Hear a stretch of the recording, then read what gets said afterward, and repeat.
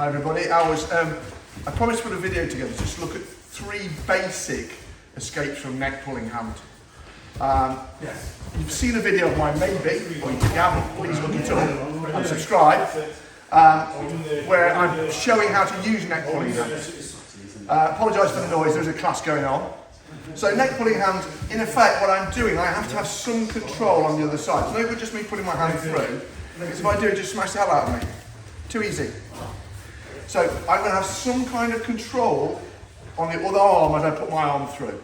That's part 1, some kind of control. I would use it immediately I've got it.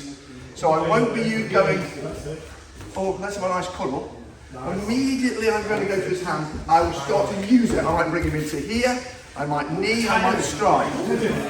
So any escape's got to be realistic. We're going to show it to break it down. I might put a bit of realism in towards the end, but we're going to break it down. The first escape, John will put the neck pulling hand on. Note he has some control, which means that I can't really strike my way out. I've got too much control here. I can't strike my way out. He's in a better position. The wrestling one is usually what will happen is you'll grab like so. So you grab the wrist, and from the wrist I can either put my hand on the shoulder, put my hand near the back. And what I'm going to do is I'm going to turn all the way round, and I'm going to literally look behind me, and I'm going to peel it off. And notice this hand goes through. This in wrestling terms is a Russian position, so I'm going to control with the Russian position. It's really good for getting to the back, it's good for takedowns, it's good for striking, it's good for attacking. So it's a really nice position. So once more look, John gets through here, really nice and tight. Can't get to, I have to fight my way. I have to sort of try and fight to a control. Here, like so, it's no good me trying just to pull it off, it won't do.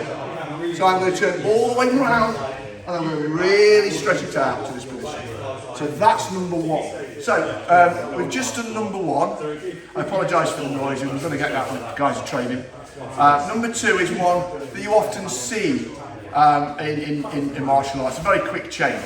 So John puts it's on like this. If I can get my arm in the middle here, I can get to his neck. But can you see how hard that is to get past this elbow? So I'm going to get to this side some way or another, and I'm going to just change the angle by pulling it in. Just going to change the angle. The way that I will then do is touch my own ear, because it then makes the gap through to here, and me changing it out. Perfect. I will immediately use it and hit him, or use it for takedowns or movement.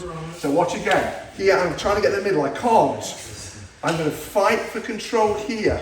I want to be able to pull at this side, which opens up the gap. I touch my own ear and I go through. I don't always get this far through.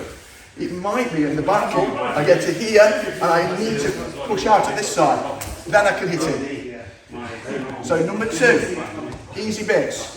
1, control.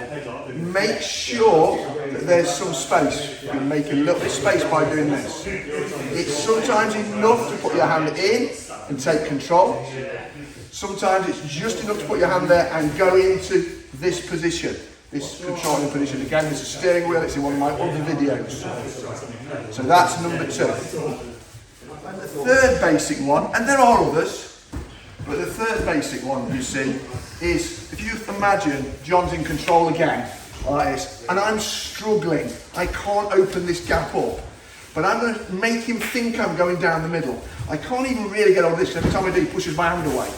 So what I'm going to do is I'm going to make him think I'm going down the middle, but what I'm going to do is I'm going to step past his elbow, and I'm going to put my hand behind his back, there.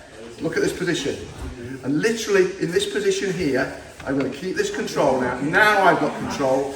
I'm going to look up and I'm going to do the half turn, and I'm back where I was for the first one.